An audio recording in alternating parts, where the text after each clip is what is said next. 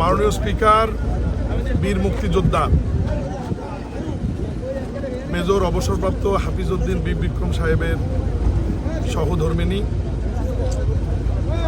বিশিষ্ট শিক্ষাবিদ দিলারা হাফিজের নামাজে জানাজা অনুষ্ঠানে অংশগ্রহণ করেছিলাম। মরহুমা দিলারা হাফিজ নিজেই তার স্বকীয় গুণেই শিক্ষার সর্বোচ্চ স্থানে উনি অধিষ্ঠিত হয়েছিলেন এবং মাধ্যমিক ও উচ্চ শিক্ষার মহাপরিচালক হিসেবে দায়িত্ব পালন করেছেন।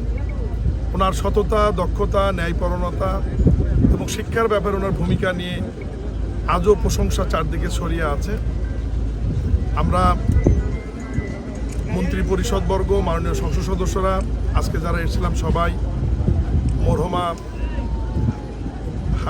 দিলারা হাফিজের বিদায় আত্মার মাগফিরাত কামনা করি এবং মাননীয় স্পিকার সহ তার পরিবারের সদস্যদের প্রতি, শোক সন্তপ্ত পরিবারের প্রতি আমরা সমবেদনা জ্ঞাপন করছি এবং দোয়া করি মহান আল্লাহ তার পরিবারকে এই শোক যেন কাটিয়ে ওঠার তৌফিক দান।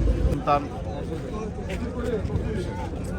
3 আসনের এমপি মাননীয় স্পিকার মেজর হাফিজউদ্দিন আহমেদ বীর বিক্রমের সহধর্মিণীর জানাজা আমরা এসেছি। এই সহধর্মিণী মেজর হাফিজ সাহেবের রাজনৈতিক জীবনে তার পাশে সে ছিল এবং তার অর্ধেক রাজনৈতিক পারপাস সার্ভ করতেন এই সহধর্মিণী। তার মৃত্যুতে ভোলা জেলা বিএনপির পক্ষ থেকে আমরা